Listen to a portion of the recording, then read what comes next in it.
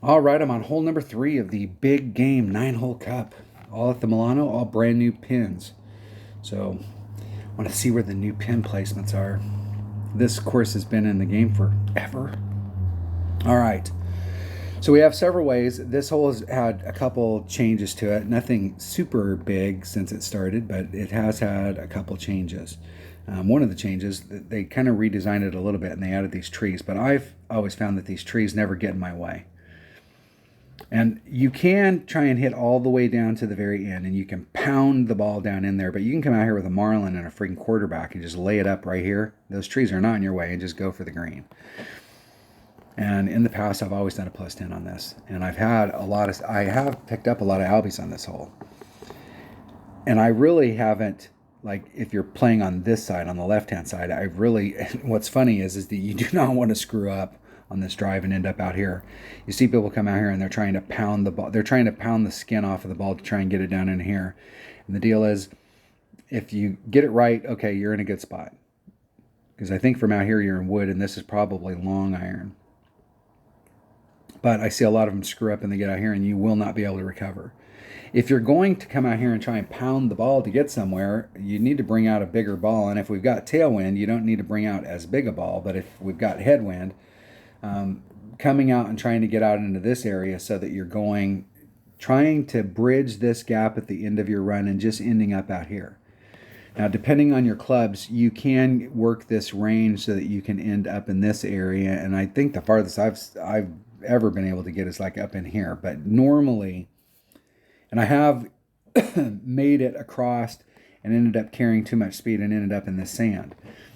But I'm going to try and go for this area out in here to see, because from here you've got a beautiful shot. And you have options. And depending on where they put the pin, let's see if they have, can't really tell where the pin is. It doesn't, not sure where the new pin placement is. If the new pin placement is any closer to the edge up here, you might have a rough bump that we didn't have before, because the pin was kind of more towards the center before. And really, there wasn't a rough bump, but you could go straight at it, and you had a great shot from out here. Or you have a great shot from here. And it does take a little bit of effort. You got to have a bigger ball in order to have a window here if you just wanted to lay it up out here. But if you're going to go for this side, it's almost, you can go this way so that you don't have to go as far and you're just out in here. But I mean, if you do club arc, you're definitely changing club here. If this is long iron, you're definitely going to be in long iron out here. If you can get up into this area, you could be in short iron. And anytime you can go from wood to short iron for the money shot, it's definitely worth exploring. So we know we can get out here if we have a big ball, but let's just see what if this side's opened up any. Let's see which way the wind's blowing. If the wind is blowing with us so that I don't have to bring out some big power 5 ball, I'm going to, in a worst case scenario, I'll bring out a Titan. And if the wind is going favorable for us to go this way, I'll go this way. If not, I'm just going to put it down here. And let's see what it looks like out here and see what this is, if anything's changed. We will see. And we'll just switch it up while we're out the course. Titan, the king of balls. I'll bring my number 1 bag.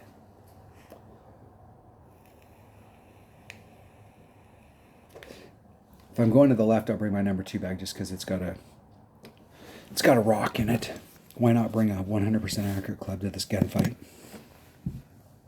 If you got lower developed stuff, really, if you're setting up bags, and this stuff has been around for a long time, but if you're setting up bags, really you need to have whatever your longest hitting club is, and in most cases that's going to be an extra mile. And then you need your most accurate bag, and then a utility bag. So if you only have 3 bags available to you, the 3rd bag is like super important. If you play a lot of one-on-one, hey, that one works. We might just be able to, it's probably a tagged ball. Hey, I want to fucking see the stuff for it. I know what it is. Can I get over there? I can if I have my number 1. I can. All right.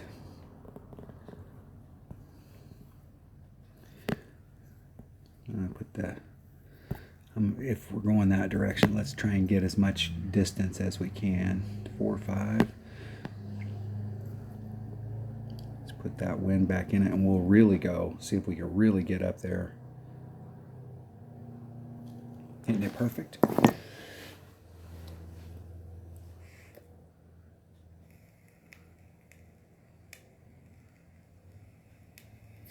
Just made it.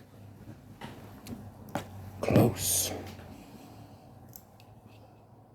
Close.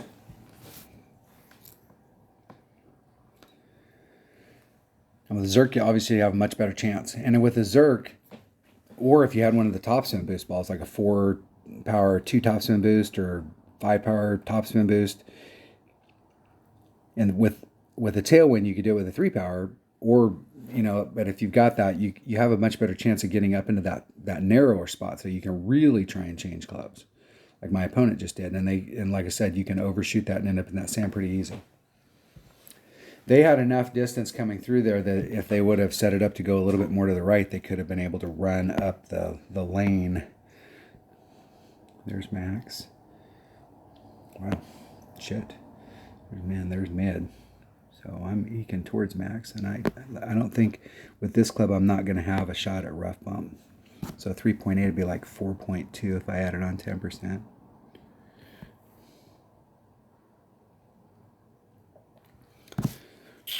So it's 4.2, and I'm going to do, it's 1.1. I'm going to do 3.9. I'm going to add on low because I'm not quite at max and I'm not quite at mid. There's 3. I'm just going to do the 3.8. We'll see. Hitting it perfect. I'm pretty sure that's going to miss. It's just a little off. I over pulled it. So if I would have did, it was kind of in between. So it'd be 1.6, 1.1. That's 5. That's 2.5. So it should have been like 13.5. Instead of 1.1 per ring, it should have been 1.35. 1.35. That'd have been 311. That means I would have did like a 3.2 pull instead of a 3.8. And that was the distance. That was the difference right there. So if you got the app, this is where the slider comes in really handy.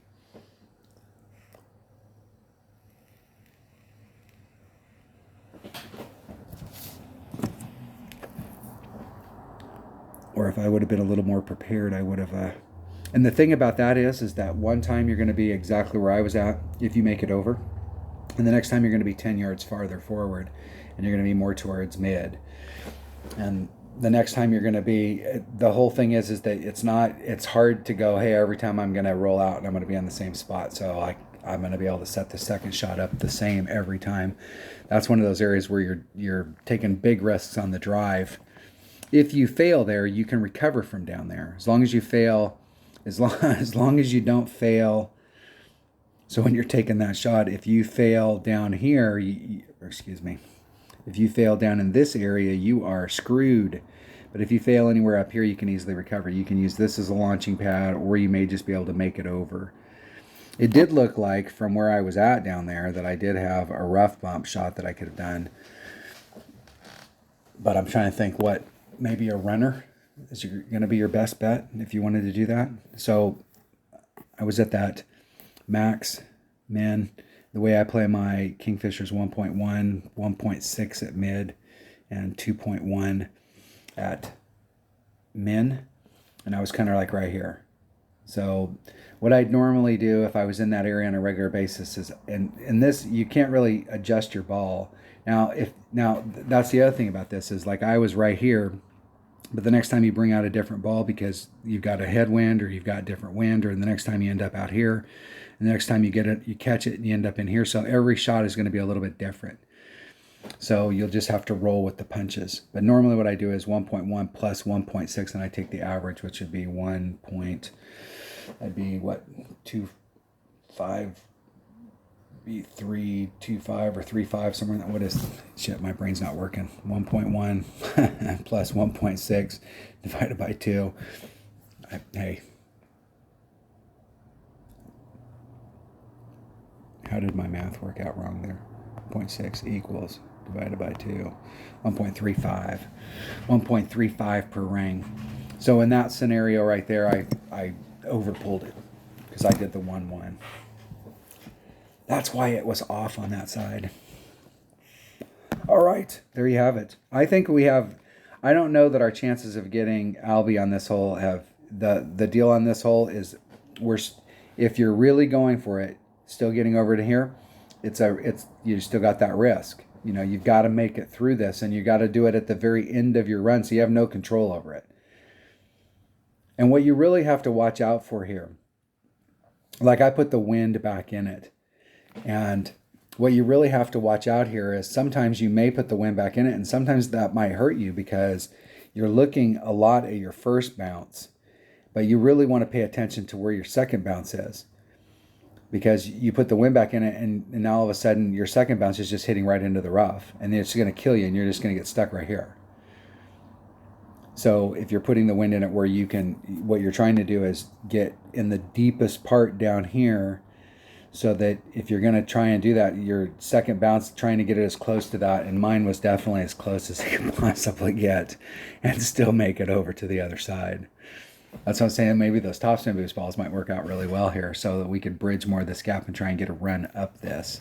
But I think anywhere down in this area should be pretty good. All right, there you have it. Thanks for watching. That was hole number 3.